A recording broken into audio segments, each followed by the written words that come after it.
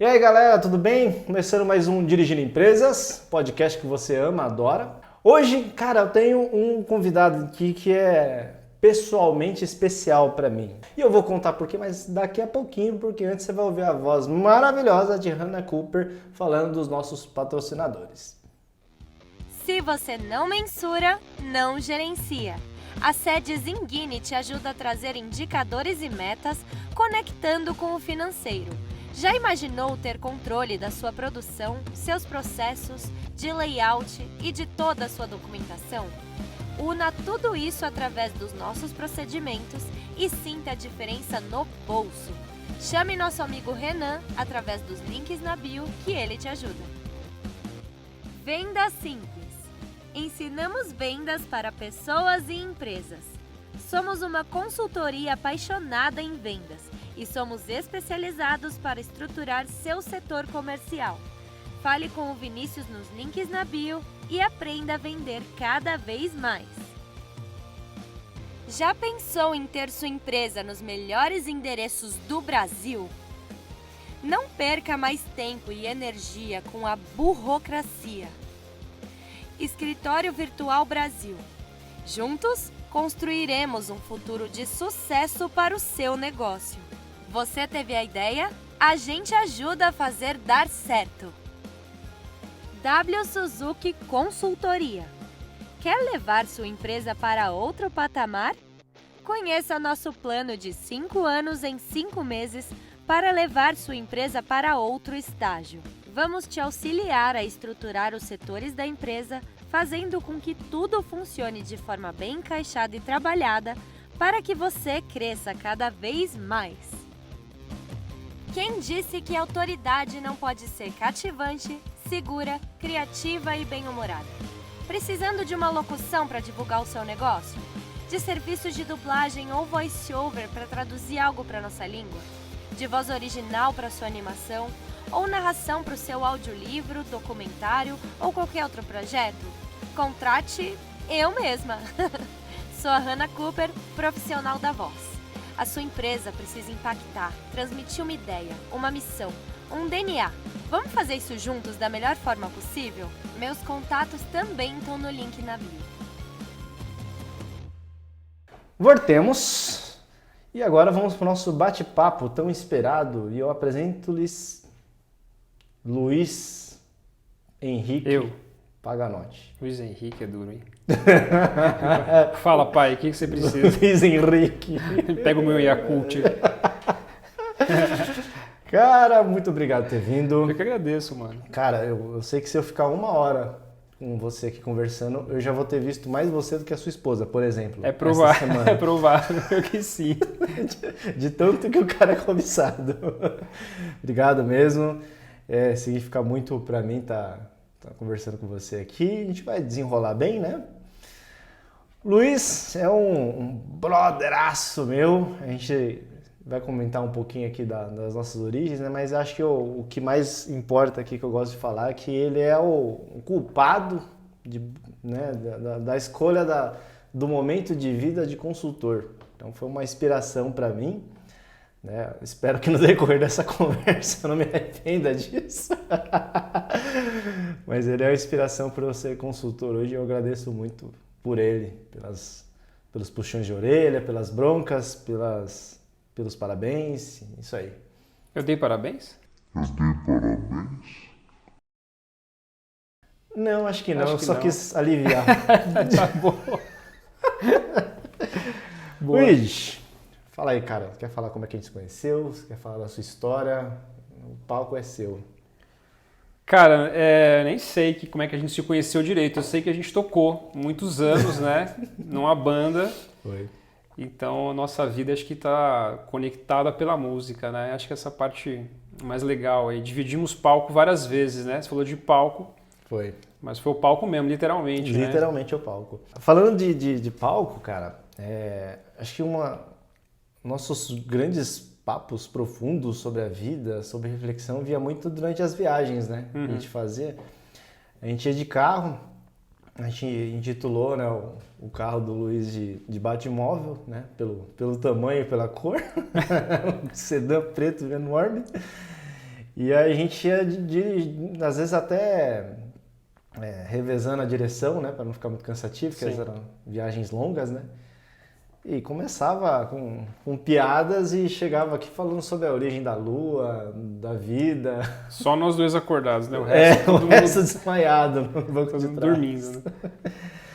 E, cara, a gente vai começar de uma ordem meio invertida, porque depois eu quero saber um pouco da sua timeline como profissional, né? Tá bom.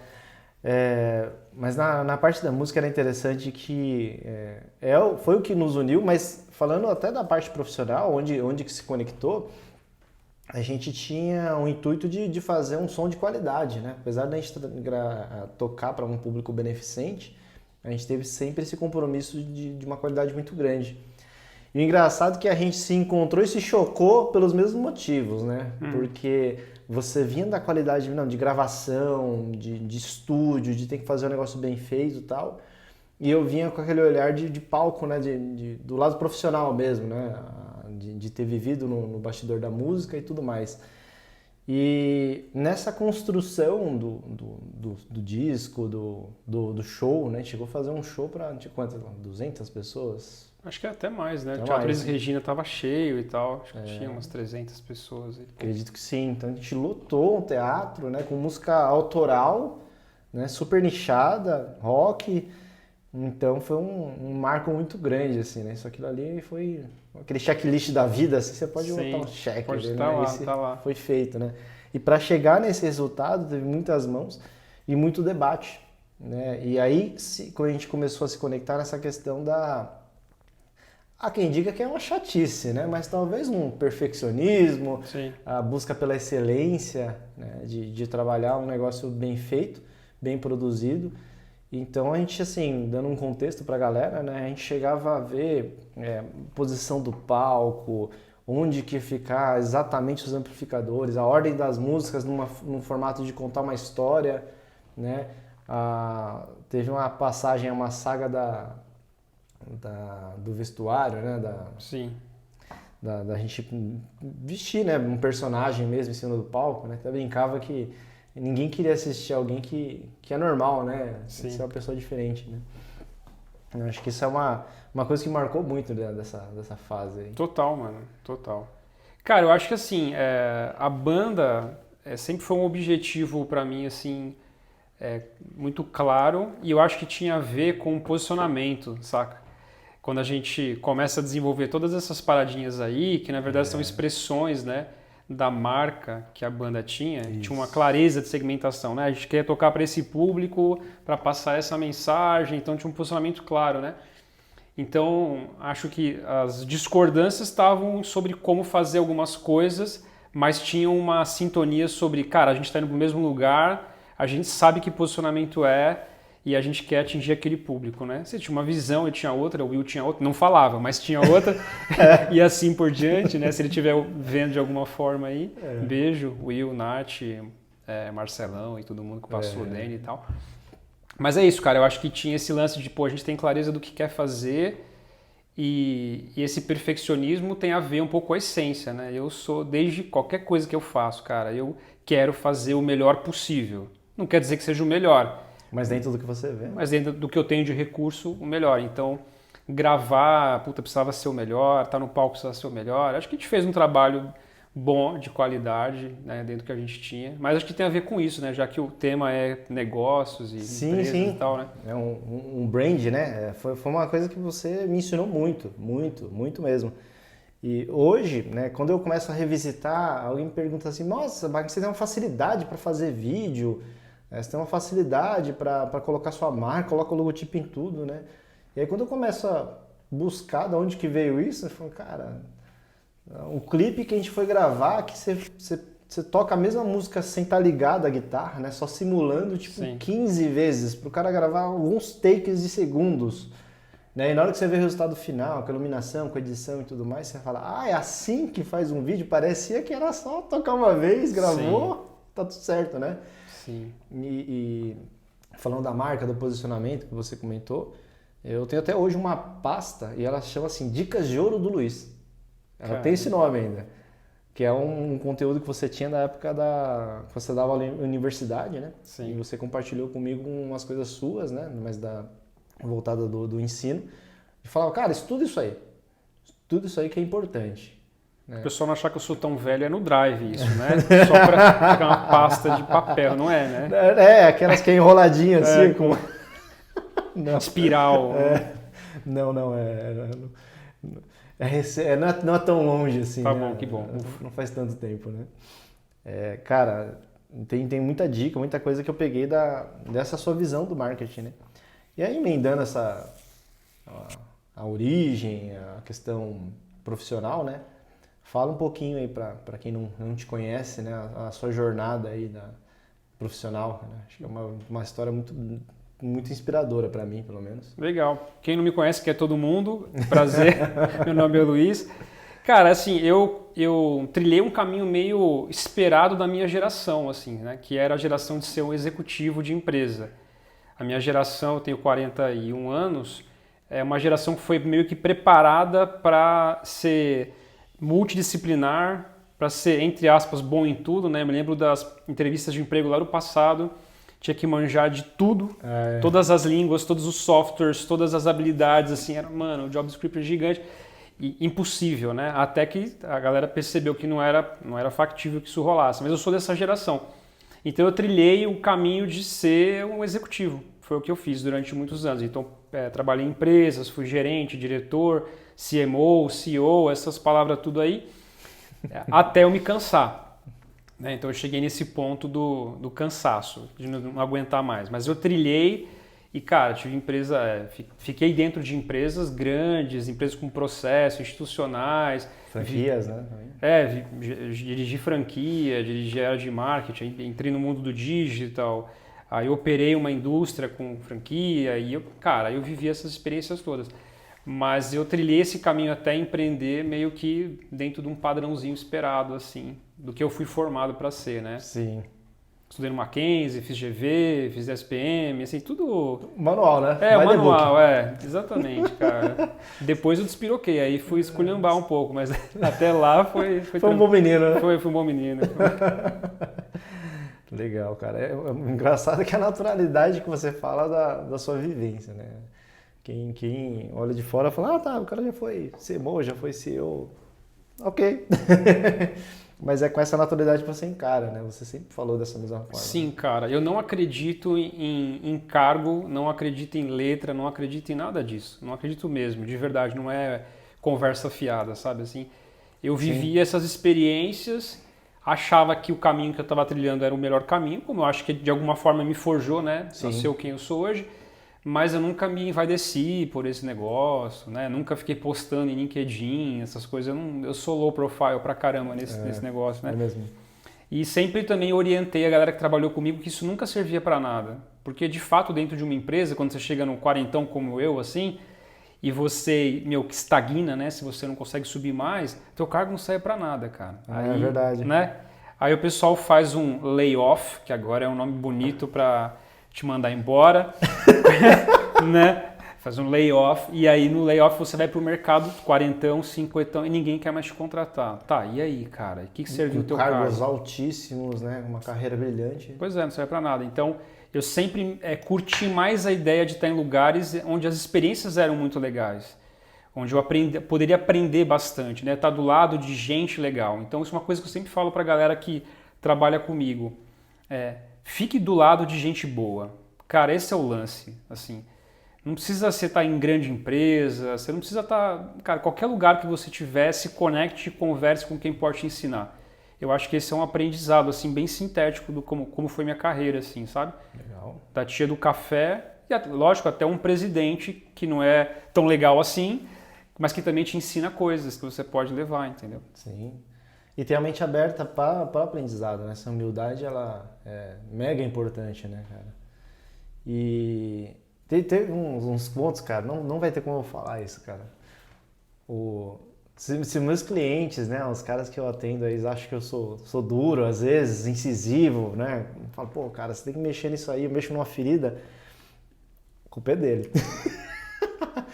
Luiz é faixa preta em fazer isso, mas ele faz de uma maneira muito categórica. né? Eu nunca consegui me ofender de forma alguma com os seus comentários. Os seus comentários são muito assertivos, mas muito incisivos também. E são difíceis de digerir em algum momento, né? Mas o legal, cara, você não deixa passar a oportunidade de ajudar a pessoa, mesmo que às vezes correndo o risco de ser mal interpretado, por exemplo. Talvez a pessoa não está pronta, mas aí isso não é um problema seu. Né? Você trouxe a informação, como ela vai absorver ali é uma parada dela. E isso pra mim foi um privilégio, cara. Privilégio. Teve uma vez que eu liguei pro Luiz e falei, cara, putz, será que a gente não consegue fazer um negócio de uma empresa que eu estava trabalhando, eu era funcionário e tal. Ele falou, cara, não dá, não vou te contratar. Foi a primeira frase, ele falou, não vou te contratar e eu nem vou fingir que eu vou falar que eu vou levar para alguém. A sua empresa não está pronta e eu vou te falar os motivos, tal. E nem quer dizer que ela precise ficar pronta para esse tipo de empresa, mas se você quiser, o caminho é esse. E aí foi quando você mandou aquela pastinha, que é essa que eu tô falando, legal, e falou, vai estudar. Eu lembro que eu fiquei tipo uns 2 meses sem falar com você, e não foi porque eu fiquei chateado. Não foi com ódio. Foi porque eu comecei a comer aquilo ali com farinha, cara. E eu falei, meu, olha a visão do cara, né? Olha onde ele tá, de onde ele tá enxergando, a clareza que ele consegue ver e a maneira incisiva que você trouxe. Fala assim, estuda essa parte. Legal. Foi um divisor de águas, assim, pra mim. Cara. Legal. Cara, eu acho que vale a pena referenciar. O cara não vai ouvir o que eu vou dizer, mas tudo bem. A nossa carreira é feita de pessoas que mudam a nossa história, né? Eu acho assim. Sim. E teve um sujeito que me forjou um pouco nessa pegada, que é o Humberto Branco. É um cara que foi meu diretor em 2007, 2008 mais ou menos.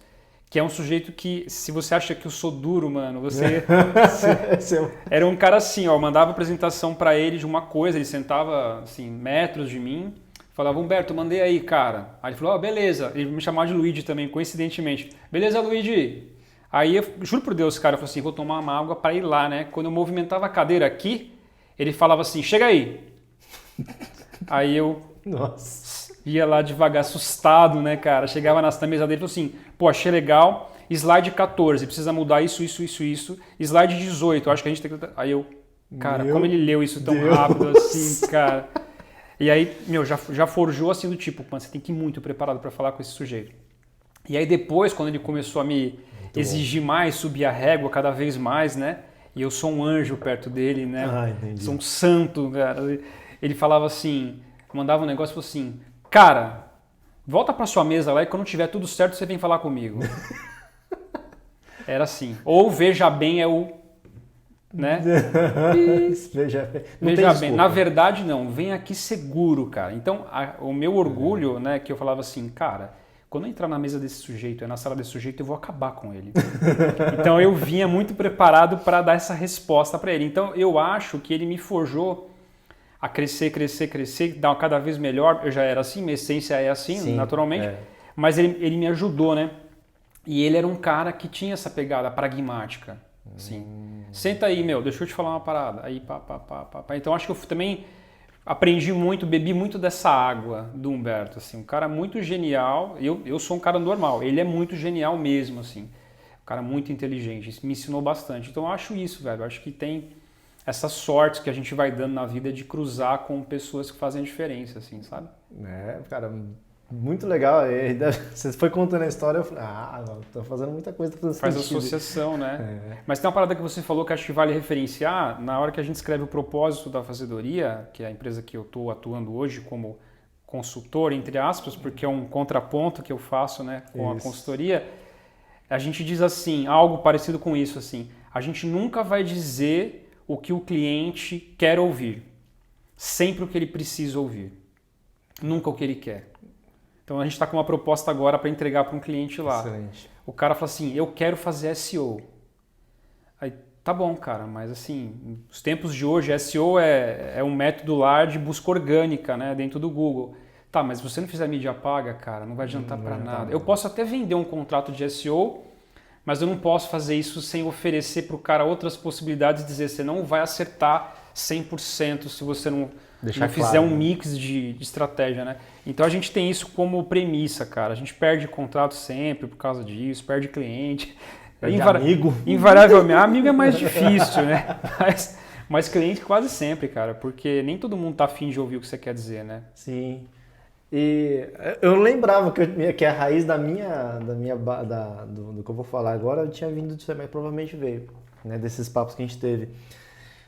A minha tradução disso aqui para consultoria todo dia é um bom dia para eu ser demitido como consultor. Porque se eu não tiver disposto a ser demitido, eu vou ter medo, né? E se eu tiver medo, eu não vou falar o que eu preciso. Se eu não falar o que eu preciso, eu não estou ajudando o cliente, eu só estou ajudando a mim mesmo. Legal. E de certa forma nem a mim mesmo eu estou ajudando, né? Sim. Eu estou contribuindo para uma incompetência, né? Para uma ineficiência e tudo mais. E é isso aí. E aí acho que a conexão foi assim. Uma vez eu te mandei um áudio. Não sei se já tinha áudio, se eu te liguei. Tinha, pelo amor de Deus, tinha novo pra caramba. E eu falei, cara, eu tô pensando como é que eu faço pra mudar um pouco minha carreira, alguma coisa assim. Você falou assim, cara, você tem que se preparar a sua vida pra chegar num ponto que você consiga mandar o seu chefe a merda. Você não precisa, de fato, né? Você falou, até conselho que você não faça isso, mas você tem que estar pronto pra chegar nesse nível. E eu não entendi, né, o que você falou naquele momento, né? Como assim? Meu chefe foi mó legal, por que eu vou mandar ele mais? Ele falou, não, o mandar a merda significa assim, você tem que estar seguro, você tem que ter um currículo legal, você tem que estar bem posicionado na sua carreira, você tem que ter até uma reserva financeira para você não precisar tanto assim, ficar tipo rendido ao seu emprego. Quando você chegar nesse nível, você vai começar a ser um pouco mais incisivo, rebelde, seja convicto, acho, né? Talvez convicto. É. E isso, quando eu olhei pra mim, eu falei, não tô pronto pra isso não, rapaz. E aí eu comecei a trilhar um caminho, né, interno aqui pra me organizar pra chegar nesse ponto. Sim. E aí acho que isso foi traduzindo até virar esse conceito que pra você é essa questão, né, de ser imparcial, e pra mim é o... Sim. Tem uma experiência que pra mim é muito marcante profissionalmente, cara, que tem tudo a ver com isso, assim. Eu fiz uma consultoria para uma empresa, naturalmente eu não vou dizer qual é, Coca-Cola, mentira, não é. E aí eu fiz um almoço com ele era o majoritário da holding, assim. Tinha várias empresas, era o majoritário da holding. Ele falou, cara, eu preciso que você ajude a gente a organizar a bagunça que a gente faz aqui dentro, que é uma bagunça financeira, de processo e tal.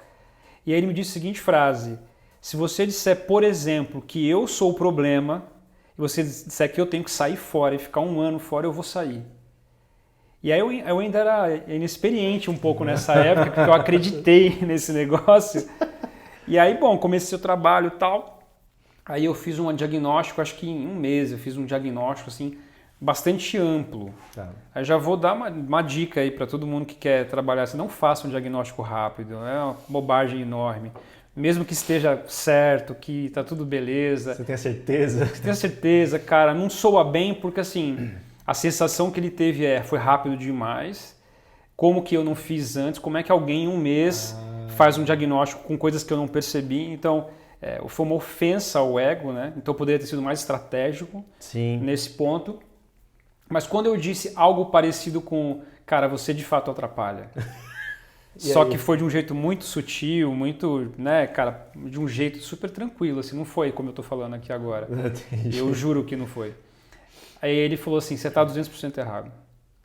Nossa. 200% você tá errado. Aí beleza, cara, daquele dia em diante eu passei, sei lá, 1 ano mais ou menos nesse projeto, um pouco menos, com muita dificuldade, porque eu tinha me desconectado do cara, né?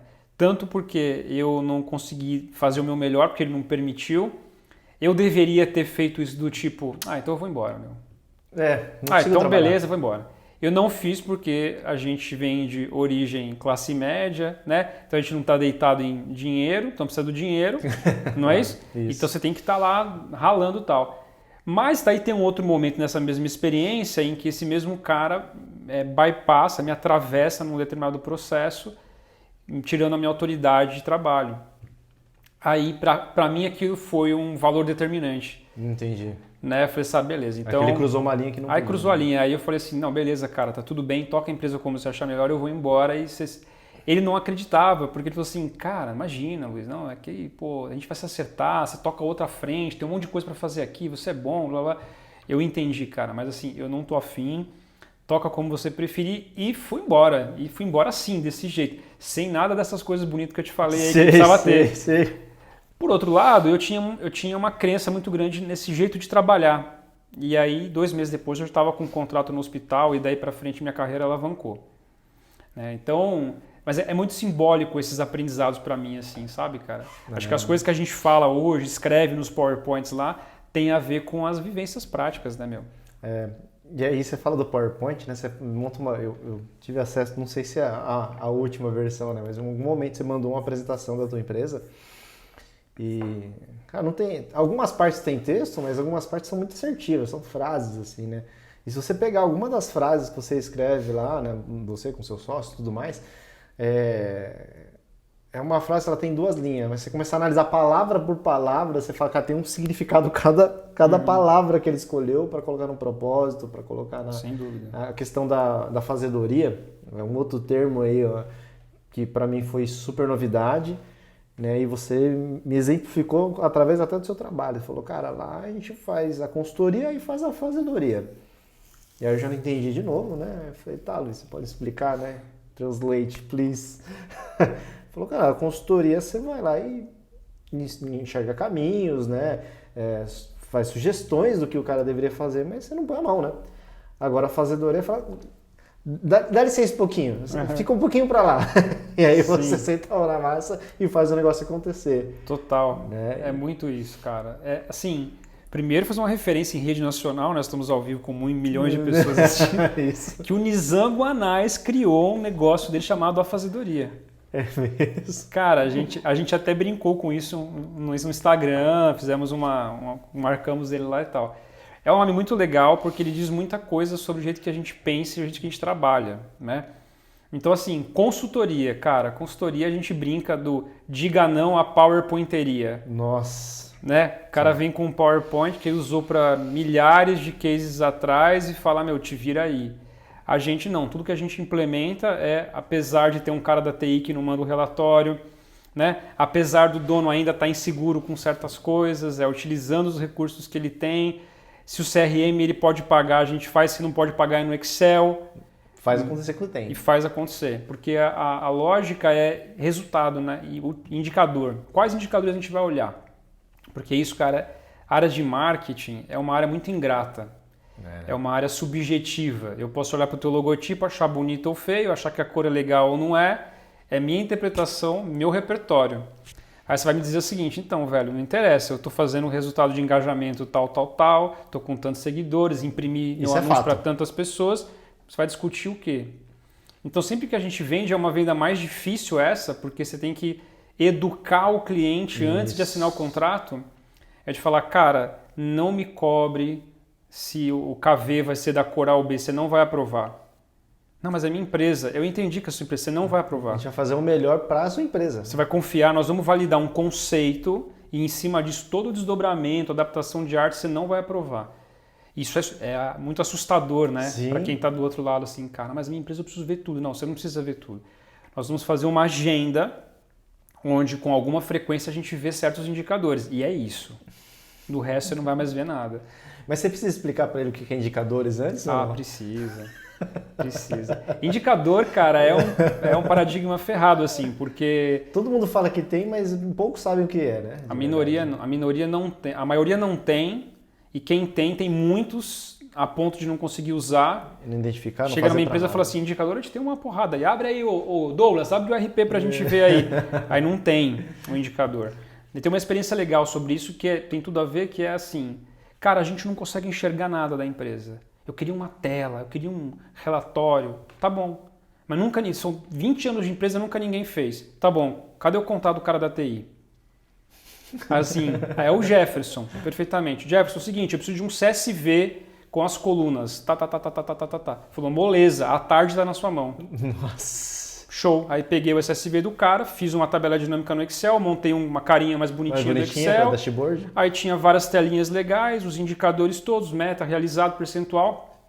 Preciso de uma TV. Tem uma TV lá em cima. Pega com a Karina, perfeitamente. Eu peguei, não pedi pra ninguém. Peguei a Karina, pus a TV na parede, liguei o computador, falei, ô fulano, chega aí, seu dashboard. 20 anos. Cara, você não é possível, meu. Mas aí tem alguns truquezinhos, né? Que é aquela história do custo para apertar o parafuso, né? Esse clichê aí. Isso. O valor e o preço. Né? Velho, o que você tem que olhar, o que é decisivo para o negócio? Aí você tem lá centenas de indicadores. Tá bom, desses todos que você escolheu, qual realmente é mais sensível? Tipo, EBITDA, numa análise financeira, lucro antes de distribuição, blá, blá, blá. Cara, é totalmente decisivo, porque ele define se sua empresa é saudável ou não, tem capital operacional ou não. Então esse cara, ele é o, sei lá, é o coração da parada. Sim. Mas a gente não olha para EBITDA todo dia. EBITDA não mexe todo dia. Isso. Então, Graças a Deus, né? Graças a Deus.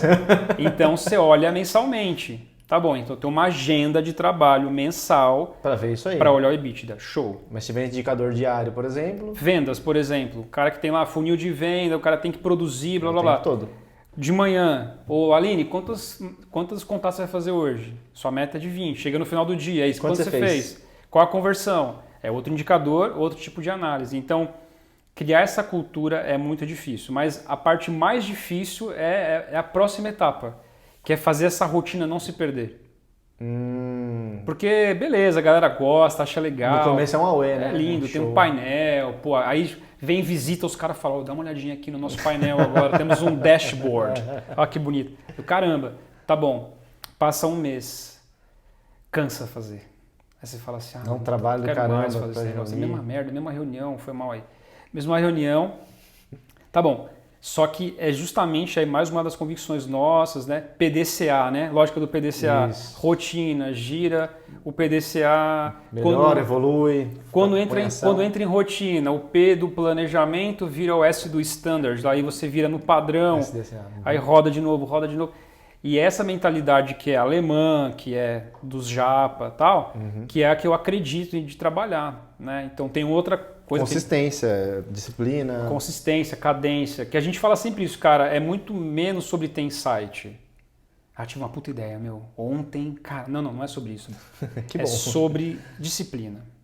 É assim que os orientais chegaram onde chegaram, criaram, cara... Esse carro japonês era uma porcaria na década de 80. Sim. Hoje, o carro quebra, o carro é maravilhoso. Toda inovação feita a partir de cópia, repetição, melhoria, Então, é mais ou menos como eu acredito, assim, né? Cara, é muito legal e eu consigo enxergar, assim, no evento que a gente teve, né, no W Suzuki Day, eu montei um trilho de como eu, Wagner, vejo a evolução do cara, desde ele ser autônomo, né, largar a carreira dele executiva e começar a empreender, até ele virar um empreendedor que tem uns freelancers, um parente, não sei o quê, até ele virar um microempreendedor, um empresário mesmo, um médio e tal, até ele virar um investidor. E o que você foi falando aqui completa toda a última lacuna, assim, ó, que eu não tenho. Sabe, a última parte ali que na verdade não é para baixo, é para cima, né? Uhum. Da empresa crescendo, de analisar esses indicadores, de ter esse dinamismo, essa visão maior da empresa, porque no final business é business, só que depois de vários anos, aquele negócio rodando com pneu murcho, né? Arrastando o cara que não era para estar lá mais, já podia ser demitido, já podia ser aposentado, sei lá. Você vai carregando um monte de gente na sua mochilinha ali, é muito mais desafiador, né? Para você arrumar a empresa, para você conseguir enxergar dessa maneira. Sim. Eu acho que a primeira distinção que tem que ser feita é entre empreendedor. Nem todo mundo é mesmo empreendedor. Entendeu? Ótimo. Fala mais sobre isso. O empreendedor que é agente da relação, das pequenas empresas, provavelmente seus clientes estão nesse cluster, né? Tá. É um jeito de trabalhar. Os grandes empresários que representam o PIB brasileiro, que é o Setúbal, a galera das grandes indústrias, grandes bancos, etc. e tal, eles têm margem para mais erro. Eles têm margem para deixar um cara ineficiente numa cadeira, deixar para mexer no software amanhã, porque a gente fez tanto investimento aqui. Eles têm margem para isso. Margem financeira, inclusive, muitas vezes. Sim, o dinheiro vai comprar o tempo, né? Cara, deixa o cara aí, o cara não está atrapalhando. Então, existem essas ineficiências, assim, ou visíveis ou invisíveis. Também tem esse outro lance. Empresa grande, às vezes, tem um monte de ineficiência que você não enxerga, porque é tudo muito grande, né? Sim. Mas o pequeno empresário, eu sempre digo isso, ele não pode errar muito, ele tem que errar muito pouco. Porque boa parte do nosso dinheiro é comido pela DARF. Né? É só imposto. Imposto, aí o contador tira uma outra parte, aí os custos de despesas administrativas comem uma outra parte e você tem que se virar. Então você tem decisões do tipo, contrato, serviço pelo menos, né? Contrato mais um cara para me ajudar e perco rentabilidade, ou me mato, ganho rentabilidade e fico com olheira. Né? Isso. Então, e não escalo, né? E no escalo. Aí quando você vai avançando, e eu vejo que eu trabalho muito para empresa de médio porte, né? Isso. Mais do que grande porte, que é um filão muito legal de trabalhar, porque tem grana e ao mesmo tempo não é pequeno demais, assim tal. Cara, normalmente é onde tem as maiores ineficiências, assim, entendeu? E Tô percebendo isso agora. É, muita ineficiência, porque aí você falou de gente, né? Pô, mas eu contratei a Érica em 97. Cara, ela era ótima, me ajudou muito, eu tenho uma gratidão enorme para ela. Então, mas ela te atrapalha, cara, tá ferrando a tua empresa. Mas eu não posso mandar ela embora. E aí a Érica... Escolhe outro, né? Só falta o cara falar isso, escolhe outro. Isso, só não mexe com ela, mas ela é o problema. Aí você tem dificuldade de mexer, porque aí uma pessoa faz total diferença, né? Faz. Numa estrutura pequena, uma pessoa muda o jogo, né? Tem uma empresa que tem um analista financeiro. Se o cara for ruim, você está lascado. Sim.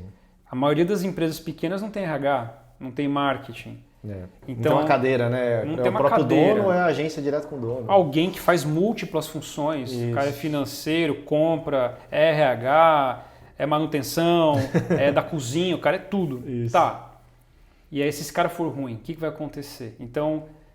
E daí tem outro problema que eu atendo cliente também pequeno, por uma, né, começo de trajetória até hoje atendo. A galera não tem como contratar, não tem RH, não tem ferramenta, não tem dinheiro, aí depende de indicação. Então acho que o desafio entre empreender, começar a empreender, ser pequeno empreendedor e ter uma empresa já maior, cara, são disciplinas absolutamente diferentes. Mas tem uma coisa que rege igual, assim, processo é processo em qualquer empresa. Putz, que lindo, obrigado por ter falado isso. Indicador é indicador em qualquer empresa, marca é marca em qualquer empresa. Então, mas eu não tenho grana para fazer um rebranding. Tá bom, mas vamos fazer algumas melhorias possíveis aqui, cara. Vamos rediscutir o teu propósito, vamos fazer o seu Golden Circle que vai te ajudar a pensar. Então, acho que assim, acho que uma digressão muito grande, mas é mais ou menos isso, cara. Acho que são distinções grandes. No Brasil, particularmente, pequeno empresário se assemelha mais a um cara assalariado na relação do que a um empresário de fato mesmo. Sim, né? sim. Ele é um funcionário da própria empresa, né? E é pior que é um funcionário que ganha mal, né? É comum, né? O funcionário dele, o gerente dele, o cara tá andando com um carro zero e ele mesmo tá com 1.000zinho porque ele já renegociou o carro dele umas 3 vezes para poder investir dinheiro, renegociar crédito e tal, e tá andando com um carro total. A gente foi fazer uma parceria com uma pessoa, uma empresa, não vou citar nem o ramo, que é para não criar ruído, assim. Tá. Mas a gente foi num escritório, gente pra caramba, uma galera assim, pô, tudo funcionando redondinho, viu os controles, falei, cara, coisa linda. A pessoa queria que a gente fosse ser sócio dela. Legal. Né? Pô, do caramba tal. Ela falou assim, e olha o nível de confiança, né? Eu vou abrir meus relatórios financeiros. A pessoa vai, blau, tudo lindo, meu. Cara, inacreditável. Uma empresa dos sonhos, né? Quando você olha a última linha, EBITDA, lucro antes de distribuir para o sócio, antes de pagar imposto, desse tamanhico assim, ó. Não tem nada de retorno. Puta faturamento legal, mas muita gente, muita despesa, muito custo, para no final das contas, muito suor, para ganhar ali uma grana que é insuficiente para aquilo que se faz. Nada por cento para cada sócio, né? Cara, não faz nenhum sentido. Entendeu? Você tá trabalhando noite e dia, não tem final de semana. Cara, às vezes o próprio relacionamento é impactado porque o cara não fica em casa, blá, blá, blá, não sei o quê. Para tirar uma graninha que você ganharia mais como funcionário público, tem alguma coisa muito errada. E eu acho que essa é a questão dos detalhes que num pequeno negócio fazem muita diferença, cara. Tem que ser muito no detalhe. A gestão tem que ser muito controlada, porque senão você não ganha. Não sei se você tem essa sensação também, né? Mas eu lido com empresários, acho, do seu nível para baixo, no sentido de tamanho, né? De problemas. A gente troca umas figurinhas de vez em quando, né? Para fazer um match ali dos cenários. E já acontece de ter parente, de ter funcionário que tem essa gratidão e tudo mais, mas o cara encostou ali os 2, 3 primeiros anos da empresa, o cara, nossa, foi mega importante. Os outros 7 anos que ele tá lá meio que não serviu para nada, né? Ele só ficou administrando o jogo, né? E quando eu comento que precisa tomar uma decisão e talvez essa decisão seja demitir esse cara ou que seja reposicionar ele, né, tirar ele desse cargo, ele tem muita dificuldade, muito dor no coração. Depois de umas semanas, às vezes até meses, que eu deixo o jogo rolar lá de forma ineficiente, truncado ali, em algum momento esse empresário me liga e fala assim, cara, eu tô cansado, eu tô cansado de trabalhar duro e não sei o que e não ter resultado. Aí é nesse momento que a gente fala, né? Cara, então deixa eu te falar uma coisa. Você está tirando da sua filha, da sua esposa, de você, da sua casa, né? Você está deixando de ganhar, você está deixando de trazer dinheiro para casa para sustentar aquela pessoa lá. Não tem caminho certo e não tem caminho errado. Para mim são escolhas. Sim. Você está escolhendo isso? Se você falar que está escolhendo, tá bom, eu ligo para tua esposa agora e falo, ó, é por isso que está acontecendo. Agora, se você não estiver escolhendo isso, é melhor você rever. Aí passou uma semana, 2, aí o cara fala, vamos tentar reposicionar? Aí se não der certo, a gente demite. Pelo menos o cara... Porque chega num ponto que a dor é tão grande que aí sim ele traz o mundo para si, né? E percebe que não é uma ONG da empresa, né? Mas a minha percepção é que tem muita culpa, né, cara? Assim, do empresário. Ele fala assim, pô, mas eu também errei com essa pessoa. Verdade, eu também não fiz o meu melhor, assim, com ela e tal. Aí eu sempre digo assim, tá bom, então vamos tentar fazer o melhor a partir de agora? Você define um prazo, daqui até X meses. Faz o seu melhor, capacita, dá curso, dá mentoria, fica próximo e e fala para a pessoa, olha, você não preenche os requisitos tais, sou muito grato a tudo que aconteceu até aqui, muito obrigado, não chegaria aqui sem você. Show. Daqui para frente a gente precisa fazer de outro jeito. Para isso eu vou te dar a ferramenta tal, amanhã você começa um curso, Daqui X meses a gente senta de novo para ver como isso evoluiu. Se nesse novo pacto a pessoa der conta, ótimo, problema a menos, porque você sabe disso, contratar e demitir gente é a pior coisa que existe no mundo. Ninguém quer fazer esse negócio. Isso. Né? Nem demitir, nem contratar. Hoje em dia ainda mais, poderia ter um capítulo do nosso papo aqui só sobre contratar. Só sobre isso. Mas, velho, faz isso, fica com a consciência tranquila. A pessoa, puta, boa ideia. Aí a pessoa faz. Eu já vivi experiências em que, de fato, esse plano aconteceu, também. O sujeito não deu conta e a pessoa conseguiu, com algum esforço, fazer o desligamento. Mas só depois dessa virada de chave. Antes disso, ela perguntava assim, o que você acha do fulano? Falou assim, eu acho que ganha bastante para um secretário, né? É muito dinheiro. Mas se você acha que tá tudo bem, tá tudo bem. Não tem certo e errado. Você perguntou a minha opinião. Isso. Não vale assim, mande embora, porque eu sei que dói no empresário, né? Já vi acontecer, alguns, foram poucos, né? Alguns casos da pessoa sei lá, tem uma epifania no meio do caminho lá e o funcionário, né? E ele conseguir entregar mais. Não de tipo ressurgir das cinzas, né? Mas conseguir entregar mais a ponto de ser o suficiente. E durou? Essa entrega durou ou foi aquele momento do tipo o fogo que pega? Não, ele durou e manteve estável, mas o crescimento parou de novo. Parou, né? Vai ficar mais uns 2, 3 anos naquela lenga-lenga de novo. Mas a questão de quando eu passei por isso, né, com clientes e ter que haver o desligamento, aí ficou claro, né? Foi bem mais... É dolorido porque é difícil, né? Sempre desligar alguém que é importante. Mas ficou claro para as duas pessoas. Houve casos até do funcionário se tocar e falar assim, cara, acho que eu estou atrapalhando a empresa. E eu acho que a empresa também não está mais... Também sou grato, mas eu acho que ela não está conseguindo dar mais o que eu quero, ou o que eu preciso e tal. E a gente fala, isso que eu queria que você percebesse, né? E, velho, tem uma outra coisa também que você deve estar vivendo sempre também, isso que você está em contato com a turma. Não há cultura de feedback em empresa pequena. Não tem. Né? Então eu falava essa semana sobre esse assunto, assim. Vamos fazer agenda para fazer a reunião de feedback no final de ano. Aí todo mundo olha e fala assim, do que você tá falando? Já ouvi falar. Tá. Aí você vai lá e fala, olha, a apostila debaixo do braço, assim, cara, você vai sentar com a pessoa, vai deixar ela falar, ouvir, blibli, todo mundo já sabe essa história aí. Aí é um feedback 2, 3 por ano formais, como você tiver tempo de fazer, não importa. Só que aconteceu um erro, chama o fulaninho de canto e fala, olha só, a gente saiu do caminho, tá. Segundo erro, No terceiro, já está no momento em que o cara sabe que ele, se ele não acertar, ele vai embora. Mas como os empresários invariavelmente não fazem nenhum, nem dois, nem três, fazem 0 feedbacks... O cara continua. Se eu chegar pro cara e disser assim, você está indo pro caminho errado, ele nem sabe por quê. Isso. Ele tem nem ideia do que ele está fazendo de errado. Ele jura que ele está fazendo certo. Tudo certo. Jura por Deus. Ele não tem culpa nenhuma de não saber que ele está fazendo errado.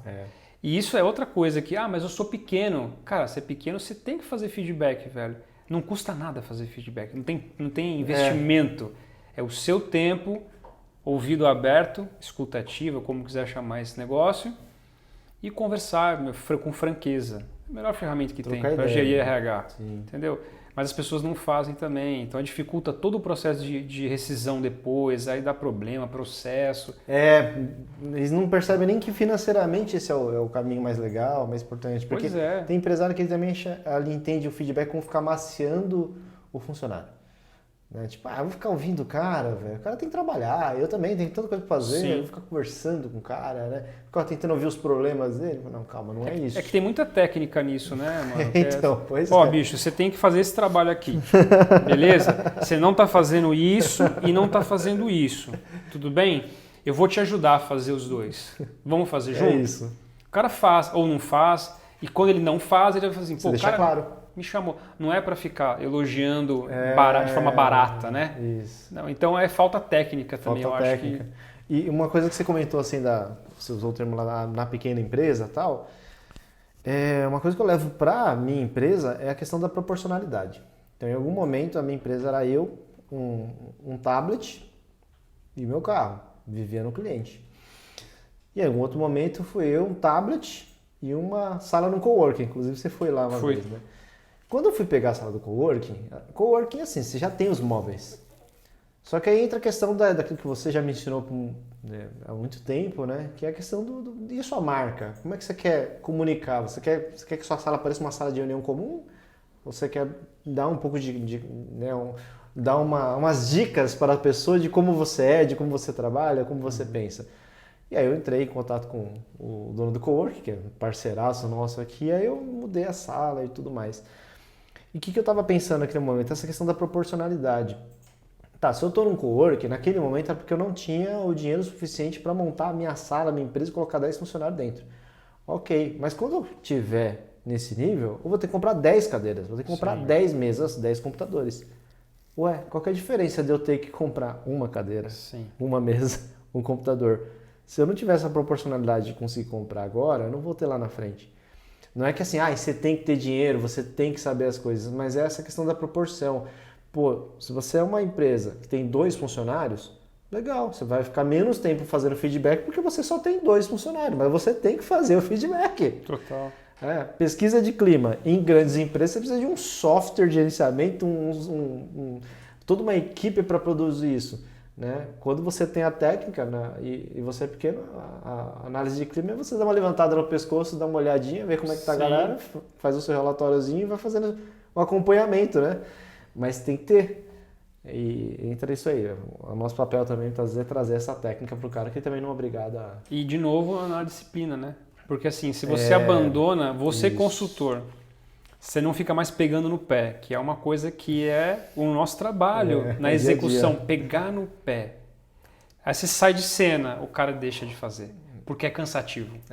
Cumprir uma agenda é cansativo. Eu estava ontem, segunda-feira, no cliente, montando com as ferramentas que a gente tem na mão, uma agenda Google, onde tem todas as atividades e suas recorrências. Reunião para o assunto A, acontece a cada 15 dias. Né? Cadastra aí, cada 15 dias. Isso. Reunião do assunto B, todo mês. Cadastra aí. Então, fui fazendo agenda Google. Mas precisa de ferramenta mais elaborada? Não precisa, cara. Um lembretezinho já funciona. Poderia ser na parede, não tem problema. Se funcionar para a empresa inteira, né? Mas a agenda Google ajuda porque ele vai sempre aparecer um pop-up lá, vai te lembrar que você tem que fazer o negócio. Então é isso, não importa muito, mas eu sou pequeno, não tem estrutura, não, cara, não é isso não. É método, não é dinheiro não. Para as coisas básicas do negócio, é método, disciplina. Né? E eu acho que um ponto também, falando de coisas místicas, né, do empreendedorismo, do empresariado. Começa agora o novo momento do podcast, misticismo dos negócios. É um momento místico. É o dinheiro. O que mais a gente ouve tudo bem, as pequenas empresas que ela tem muita dificuldade de acesso ao crédito, muitas vezes ela tem que ter o dinheiro do próprio bolso para comprar a tábua da próxima passo dele na própria ponte, né? Então tudo ele tem que fazer, é super difícil. Mas o que é um erro é atribuir todos os tipos de problemas que ele tem e todos os tipos de soluções estar atrelado ao dinheiro. Diariamente, você fala, se eu tivesse dinheiro eu tinha feito, se eu tivesse dinheiro não sei o quê. Para mim, né, tirando aquilo que é básico, né, se você não tiver dinheiro para o básico, você não vai conseguir rodar a empresa, ela vai quebrar, não tem como. Mas o que é para evoluir a empresa, o dinheiro ele representa a velocidade, ele é um acelerador. Sim. Né? Ele vai falar o quão mais rápido você vai crescer, vai conseguir evoluir, etc. Mas ele não é um fator principal determinante de você. Se você não tem dinheiro, você não vai conseguir absolutamente nada. Né? Até porque o dinheiro é uma forma de remunerar aquilo que você está tentando chegar. Né? Então, se o cara for um pouquinho criativo, ele consegue uma parceria, sei lá, usar um software. Né? Não tem uma pessoa para cuidar do CRM, ele tem um software, pelo menos, ali, mais acessível, uma ferramenta. Né? E não tem exceção nenhuma das empresas que são as startups aí, que todo mundo fala. Tem muita que quebra. A maioria quebra, para deixar claro. É né? Isso. Mas eu vou montar uma startup e vou ficar rico. Não é verdade. 70% vai quebrar. Mas as que dão certo, que isso é muito importante, a galera normalmente parte com essa postilhinha embaixo do braço. Fizemos o propósito, temos clareza do posicionamento, sabemos quanto de share a gente tem que ter e quanto a gente vai escalar. Aí o negócio é do caramba. Todo mundo, cara, o investidor olha e fala, pô, que negócio legal. Ele aposta na promessa do negócio. Não aposta no DRE projetado. O DRE projetado é mentira. Não é que é mentira. Ninguém garante. É uma tentativa de acertar. Sim. Quando você projeta 5 anos num business plan, você fala assim, eu acho que a gente vai crescer uma taxa de tanto, então daqui 5 anos a gente deve estar lucrando tanto. Tá bom, mas aí tem que combinar com os clientes que vai acontecer isso, né? Então... Mas o cara não compra isso, o cara compra o Suzuki, a promessa dele, o entusiasmo dele, a capacidade de gestão dele, o produto, se é um produto tangível, se é gostoso, se não é, se é bonito, se não é. Então, se o cara é pequenininho, tem uma portinha, tá como a Amazon, outro dia de uma foto no LinkedIn, era um negócio mequetrefe, sua sala é maravilhosa. A Amazon começou zoada, assim. Mas era um negócio com tanto potencial que alguém comprou a ideia de ficar tomando prejuízo 20 anos. Entende? Vamos tomar prejuízo 20 anos, que depois de 20 anos nós vamos nos tornar a maior empresa da galáxia. E é verdade, né? Aconteceu esse negócio. Então eu acho que o que eu sempre falo para cliente, quando eu atendo cliente pequeno, hoje em dia é mais difícil, mas assim, nunca tenha na sua cabeça, e é cabeça, que você tem uma consultoriazinha, que você tem um restaurantezinho, que você tem uma escolinha, que você tem um negocinho. Nosso negocinho, pequenininho. Não, nem a pau. Você faz um negócio bom, com o melhor que você tem, com cara de business, com discurso de negócio, com discurso de empreendedor. Porque com isso, o cara do outro lado da mesa, com quem você vai negociar, um software, por exemplo, fala assim, pô, o cara é pequeno, mas puta discurso, hein? O cara sabe o que tá falando. Sabe o que tá falando, sabe onde quer chegar. Pô, sabe. Né? Então, deixa eu dar uma condição melhor para esse cara agora, porque se ele crescer, eu cresço junto. Então você já abre outras portas, cara. Só que o cliente também compra, né? O cliente é o principal sócio que você vai ter. O cliente não quer trabalhar com o empresáriozinho. Isso. Não quer comprar produtinho. O cliente quer chegar assim, pô, tô com uma puta empresa legal pra caramba, cara. Os caras são bons, os caras... Então essa mentalidadezinha, eu acho que é o grande prejuízo dos empresários, cara. Concordo e cara, é o que eu falo aqui, né, no podcast. Eu podia estar com as câmeras desligadas, assim, e pegar o conteúdo só pra mim, que eu ia ganhar muito já. Né? Cada pessoa que senta nessa cadeira aí, eu fico ouvindo... eu ouvindo claramente, depois que acaba o podcast, eu ainda fico a semana inteira repetindo aquilo na minha cabeça, refletindo sobre o que foi falado. Né? E essa parte que você comentou é interessante, porque tem a tal da síndrome do vira-lata, né? Você acha que você não é o suficiente, né? Você não é nada, né? Pô, ainda não cheguei lá.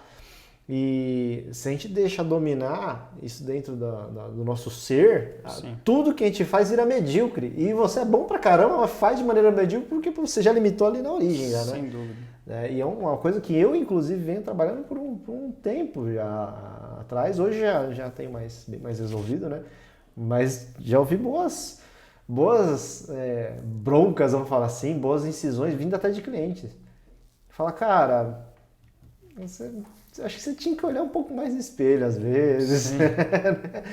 Até já aconteceu até de cliente lá no começo eu mandar o orçamento e falar assim, olha, eu não devia fazer isso, tá? Mas no próximo você cobra mais, tá? Nesse você deixa esse orçamento, mas assim, tá barato. Conta pra ninguém. Não fala não, vai fala tá que eu te falei não. E é isso, né? É que esse lance do barato e caro também é um assunto legal, porque todo negócio precisa dessa relação. Cara, valor percebido é o que manda, não é preço, né, cara? Não é preço. Então, o cara tá esperando do outro lado, assim, pô, esse cara me convenceu, e a gente fala muito para vendedor isso, né, para consultor de vendas. Cara, foge da discussão de preço, porque nunca é sobre preço, nunca é. É sobre valor percebido. O cara pode olhar para o seu negócio e falar assim, não valeu a pena, cara. É muito caro para aquilo que ele está me entregando, a minha percepção. Isso. Mas pode ser o oposto. Então a galera se perde um pouco nessa insegurança que você falou, do tipo, melhor mandar uma propostinha mais baratinha, né? Aí a gente entra lá e começa. O cara nunca te respeita, nunca mais na vida te respeita. Porque ele vai te ver como o carinha que tá lá, me abaixando a cabeça. Que eu ajudei, né? Eu ajudei esse cara aí. Lógico, se você não tem um produto bom, não se aventure. Eu acho que isso também é importante. Tenha consciência do que você pode entregar, do que você não pode entregar. Se você tem convicção do que você faz, precifique no valor que tem que ser precificado. Não fechou, paciência. O não faz parte, faz parte. Lidar com esse não Vamos lidar, porque conversão, né? Funil, a gente fala isso todo dia. Quando você faz uma taxa de conversão de 10%, gerei 100 oportunidades, fechei 10%. Mas não é 10% de sucesso, é 90% de fracasso.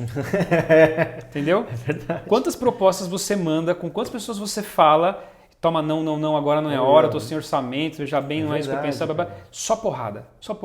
Comercialmente, o empresário ou quem trabalha com vendas só toma não, cara. É verdade. Então você tem que lidar com a possibilidade do sim de forma positiva, fazer a proposta como você acredita. Lógico que eu sei que o cara tá lá administrando caixa, falou, Ruth, não tem dinheiro, agora o que eu faço?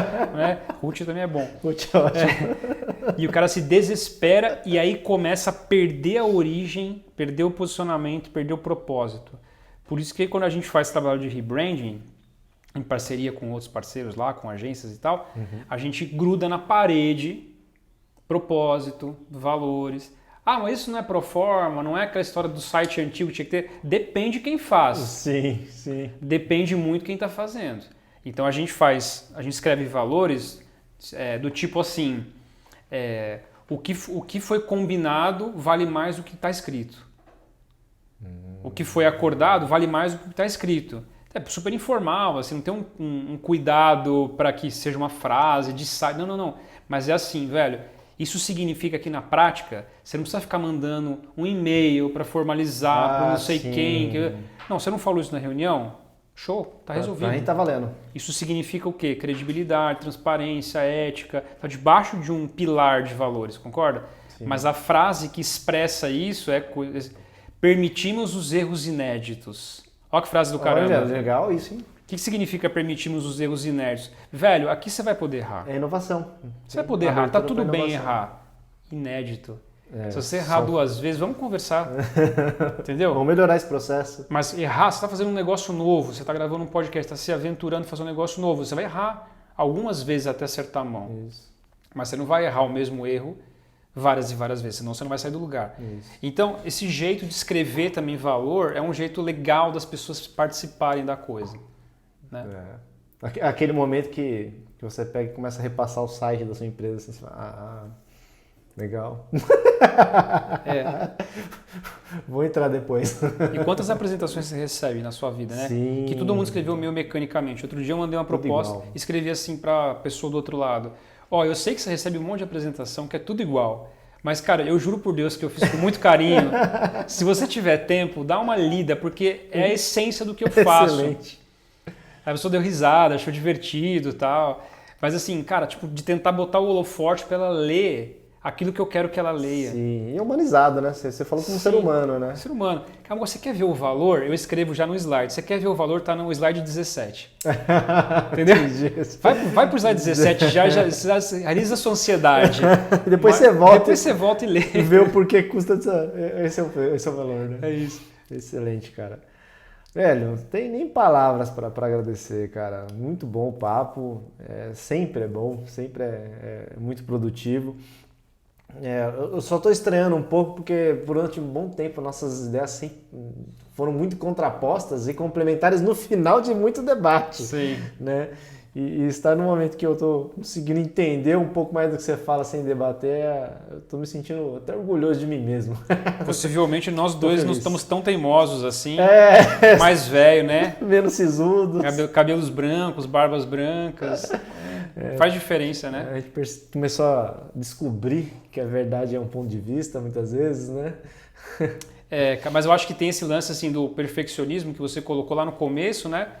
Que a gente às vezes quer ter razão, quer que a ideia prevaleça e a gente perde muitas batalhas com esse tipo de conduta, né? Isso. Mesmo que você seja certo tecnicamente, você fala assim, cara, eu sei que eu estou falando para você. Dependendo com quem você conversa, dependendo do contexto, dependendo da reunião, dependendo do cliente, tem um outro jeito de conduzir para chegar no mesmo lugar. E acho que às vezes a gente se parece muito nessa essência de convicção e isso choca em algum ponto, né? Mas quando você perde essa necessidade, cara, tipo, não preciso mais desse traço aí, cara. Tenho 40 anos, já sei o que eu quero. Se o cara absorveu, beleza, se não absorveu também, em algum momento ele vai absorver. Cara, também se não absorver, paciência, vida que segue, vou para outro lugar, vou fazer outra coisa. Aí você perde um pouco essa ansiedade, né? Essa coisa toda. Tem Então que estar certo, né? Acho que tem isso a ver também. Mas valeu você, mano. Foi muito legal, divertido demais. Da hora. Valeu, cara. Falou. Obrigadão. Falou.